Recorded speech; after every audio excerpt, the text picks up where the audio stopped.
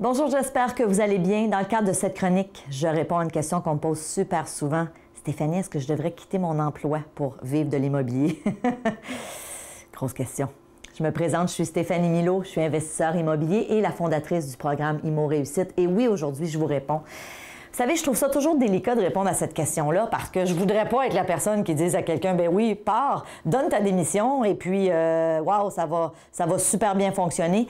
Il y a des choses à considérer et c'est ce que je vous invite à faire aujourd'hui. Donc, je vous amène dans cette réflexion-là. Je ne sais pas où vous êtes en ce moment dans votre vie. Peut-être que vous vous dites, j'ai moins de fun dans ce que je fais, j'ai moins de plaisir, je me réalise plus. C'est un rêve auquel j'aspire depuis longtemps d'investir en immobilier. Puis j'aimerais ça éventuellement pouvoir en vivre. Il faut savoir que c'est possible.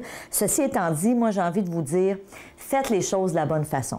Alors, conseil numéro 1, ne partez pas sur un coup de tête. Hein? C'est pas parce que vous m'écoutez aujourd'hui puis que je vous dis oui, c'est possible de vivre de l'immobilier que vous devez demain matin donner votre démission. Je serais très mal à l'aise si vous, en tout cas, si vous le faisiez. En tout cas, je serais mal à l'aise. Je me dis, des fois, ça prend un élément déclencheur, mais il faut quand même aussi, en tout cas, moi, dans mon type de personnalité, j'ai pas une tolérance au risque très élevée. C'est pas quelque chose que j'aurais fait. Alors, oui, n'agissez pas sur un coup de tête, mais j'ai envie de vous dire, planifiez-le.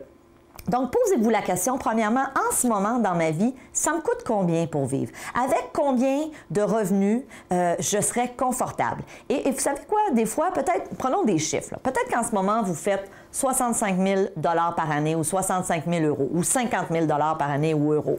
Peut-être que c'est suffisant pour faire vivre votre famille, peut-être que vous êtes en couple avec un enfant. Posez-vous la question. Si demain matin, vous n'étiez plus à l'emploi de l'entreprise qui vous embauche, ça vous prendrait combien pour vivre? Est-ce que vous pourriez, momentanément, pour 1 an, 2 ans, 3 ans, peut-être dire, OK, on va réduire un peu nos dépenses. Peut-être qu'on va décider, au lieu d'avoir 2 voitures, d'en prendre juste une. Peut-être qu'on va décider que parce que j'ai ce nouveau projet-là, on va voyager un petit peu moins. Peut-être qu'on va couper à certains endroits. Et ça, c'est possible de le faire. Hein? On se fait un budget. Vous avez besoin de combien au minimum pour vivre? Et vous savez quoi? Souvent, le minimum qu'on a besoin pour vivre, c'est pas nécessairement le salaire que vous faites en ce moment.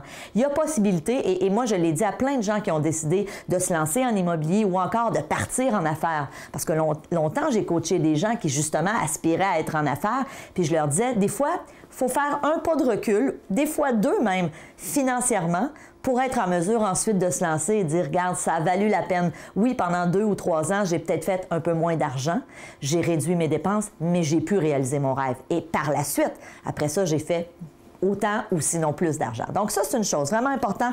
Donc, je me pose la question, j'ai besoin de combien au minimum pour vivre? Faites vos devoirs, réduisez vos dépenses, posez-vous la question, c'est quoi les dépenses qu'on peut couper? Et à ce moment-là, ça va vous donner une bonne idée. Et évidemment, troisièmement, ce que je vous propose, faites-vous un plan sur 2 ans. Quand je vous dis on ne fait pas de coup de tête, évidemment, je ne vous connais pas. Peut-être que vous êtes un fonceur ou une fonceuse, peut-être que vous n'êtes pas comme moi, peut-être que vous allez m'écouter aujourd'hui puis dire demain matin, j'envoie ma démission. Alors à ce moment-là, ça sera votre décision. Ceci étant dit, moi, ce que je vous proposerais, c'est de vous dire, je vais me faire un plan sur 2 ans. Et je vais, déterminer quel genre d'investissement immobilier j'ai envie de faire. C'est sûr que si vous achetez des immeubles, que vous les rénovez et que vous les vendez rapidement, donc nous, ici au Québec, on appelle ça faire des flips, il y a possibilité de faire de l'argent plus rapidement que si vous achetez des immeubles et que vous les conservez. Donc, il y a différentes stratégies en immobilier, mais faites-vous un plan sur 2 ans. Et souvent, surtout si vous êtes dans un emploi et que vous n'avez plus de plaisir, ou vous vous dites, je me réalise plus, j'ai plus l'impression de réaliser ma mission de vie, ça peut être vraiment salutaire de dire, OK, je me fais un plan sur 2 ans et dans 2 ans, ça va être réaliste de quitter cet emploi-là. Et ça, souvent, ça nous donne l'énergie pour être capable de passer à travers cette année ou ce 2 ans-là. Donc, évidemment, plein d'autres conseils qu'on pourrait vous donner si vous décidez de quitter votre emploi pour vivre de l'immobilier. Ce que je vous propose, si vous avez envie d'en savoir plus, si vous êtes sérieux dans votre démarche de dire oui, j'aimerais ça être éventuellement un investisseur immobilier, peut-être vivre de l'immobilier ou faire votre première acquisition, quel que soit votre objectif. Je vous ai développé une série de vidéos gratuites dans lesquelles je vous partage plein de stratégies, plein d'outils sur l'immobilier pour devenir investisseur immobilier. Donc, c'est très simple, c'est gratuit. Simplement cliquez ici, vous pourrez entrer votre adresse email et recevoir cette série de vidéos. Alors, j'ai envie de vous dire merci. Merci de votre intérêt, merci de votre confiance et on se voit dans une prochaine capsule. Salut!